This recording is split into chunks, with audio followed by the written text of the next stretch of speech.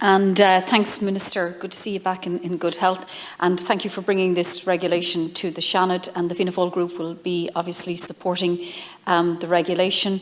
It is an emergency measure born out of a need to respond to a world that is experiencing conflict in so many different territories, unprecedented levels of conflict taking place in the globe today.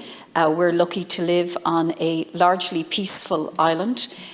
It is a privilege for all of us to be citizens here, and we have experienced an unprecedented arrival of people seeking international protection on our island. And I want to commend the government and all members of the public service and civil service and all of the non-governmental agencies and all of the communities right around the island who have been so responsive and welcoming and supportive of people who are coming from very traumatised situations, people who are experiencing huge personal challenges, and who need all of our Christian charity, all of our human understanding, and all of the empathy that any of us can muster. I don't think any of us would have thought that after the last election, when the Minister for Children brought forward his paper outlining the government's plans to end direct provision, that we ever thought we would be standing in a situation like we are today, where not only are we unable to end direct provision because of the changed circumstances, but we are indeed actually having to expand the accommodation that we are providing. So I do commend government for responding and the state for responding generously. And in this regulation, there is a specific reference to East Wall, which is a part of the constituency where I live, of Dublin Central.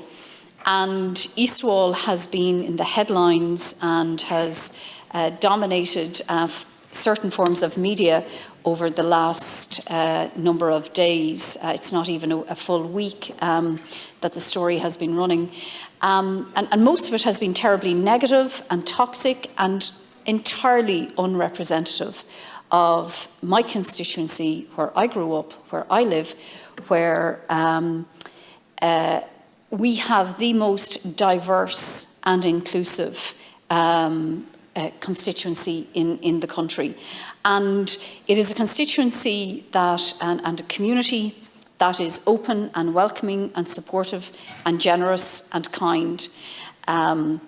So I want that to be recorded on the Seanad, that there is a welcome in Dublin Central, there is a welcome in the North Inner City. Parts of the North Inner City have huge diversity, and that makes it richer and all the better. I believe that, and I've been speaking with the Minister over the last number of days, and I thank the Minister for the time that he has afforded me.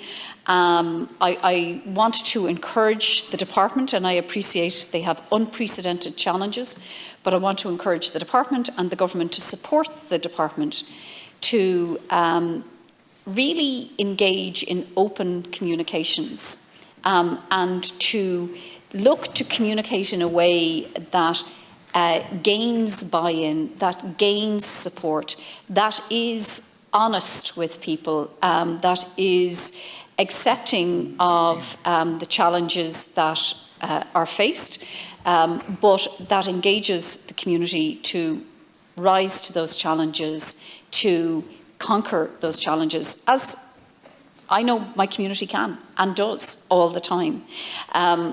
I understand that these are temporary regulations and that they will expire at the end of December 2024. I want the regulations, though, not just to act as a formality to give planning permission as such, or exemption from planning permission for a change of use. I want the department, and we expect the department, to not just provide accommodations that will do as a short-term fix, but let's recognise that these will become for people who are coming from war-torn situations, from very traumatic situations, from conflict situations, with shelter. And that shelter needs to be shelter that provides them with comfort and with the ability to get on with their lives as well, and to start to recover from trauma. Minister, you have our support with the regulations. I thank you for bringing them to the House, and I look forward to them passing both houses. Garmagh.